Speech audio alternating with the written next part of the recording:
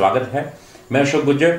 आज हम जो एस्पिरेंट के साथ मिलने जा रहे हैं, my dear friends, in the year 2018-19 GPSC के अंदर 24 रैंक 24वां नंबर हासिल किए रोहन जी ने। और रोहन जी के पास बहुत ज़्यादा एक्सपीरियंस है, क्योंकि बहुत लंबे समय से जीपीएससी की प्रिपरेशन कर रहे हैं। तो कहीं ना कहीं आज हम रोहन जी के साथ बात करते हैं और जानने का प्रयास करते हैं कि जीपीएससी अगर क्रैक करनी हो एक एस्पिरेंट, तो प्रीलिम्स, मेंस और इंटरव्यू के अंदर क्या स्ट्रेटजी होनी चाहिए, क्या बुक्स होनी चाहिए, और काफ़ी सारे ऐसे इंटरेस्टिंग क्वेश्चन के आंसर आज हम रोहन जी के साथ डिस्कस करेंगे। रोहन जी, आपका हमारे चैनल में हार्दिक स्वागत है। और सर्वप्रथम तो रोहन जी, अगर हम बात करें तो ये जो लॉकडाउन का टाइम है, यहाँ पे काफ़ी सारे स्टूडेंट्स तो अभी टाइम जो वेस्ट कर रहे हैं, तो उसकी जगह पे वो कैसे इन्वेस्ट कर सकते हैं, ये टाइम को गोल्डन टाइम कैसे बना सकते हैं। और इससे पहले आप अपना थोड़ा बेसिक इंट्रोडक्शन दें, ताकि जो स्टूडेंट्स कहीं ना कहीं आपको सुन रहे देख रहे हैं इस इंटरव्यू को, तो उससे थोड़ा बेसिक आइडिया है। तो आप शेयर कीजिए रोहन जी। सबसे पहले तो मैं आपको थैंक यू बोलना चाहूंगा कि आप मुझे अपॉर्चुनिटी दे रहे हैं कि मैं अपने व्यूज और ओपिनियंस शेयर कर सकता हूं बाकी एस्पिरेंट्स के साथ। मेरा नाम रोहन सरावगी है।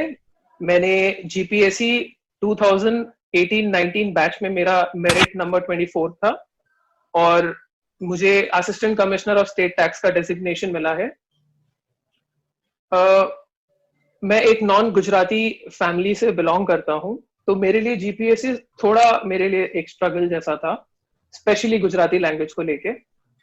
जहां तक अभी लॉकडाउन की बात है, सिंस ये इतना अच्छा पीरियड मिला है जिसमें एस्पिरेंट्स अपनी तैयारी पे ज्यादा फोकस कर सकते हैं, जितने भी डिस्ट्रैक्शंस हैं उसको भूल करके अपनी पढ़ाई पे पूरा फोकस डाल सकते हैं।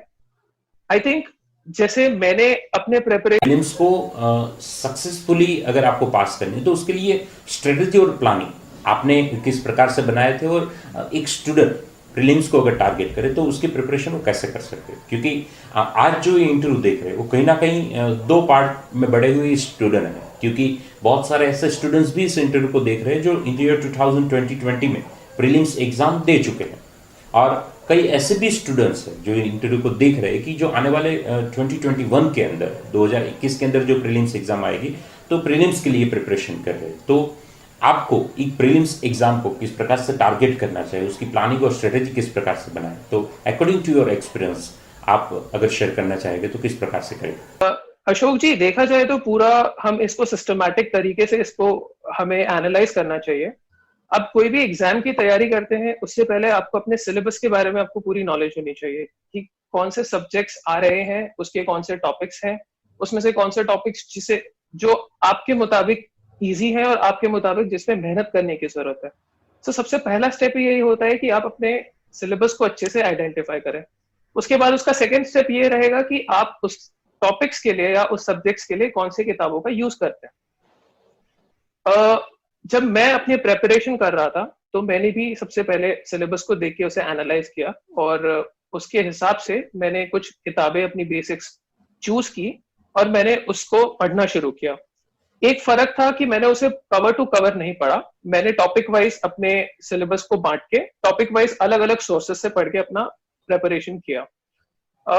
प्रीलिम्स के लिए माइंडसेट ये होता है कि आपको पता है आपको 2 पेपर देने हैं, 200 क्वेश्चंस ईच होते हैं, 3 आवर्स आपको इस बार मिलते हैं। पिछली बार तो 2 घंटे थे, इस बार तो 3 घंटे दिए गए थे और बहुत सारे ऑलमोस्ट उसमें सब कुछ कवर्ड है। जैसे पेपर 1 में यहाँ पे आपको हिस्ट्री, पॉलिटी, मैथ्स और कल्चर पढ़ना होता है, मेनली गुजरात पोर्शन के साथ। और पेपर 2 में आपको इकोनॉमिक्स, साइंस एंड टेक और करंट अफेयर्स अलग से, वो ज्योग्राफी, वो आपको पढ़ना होता है।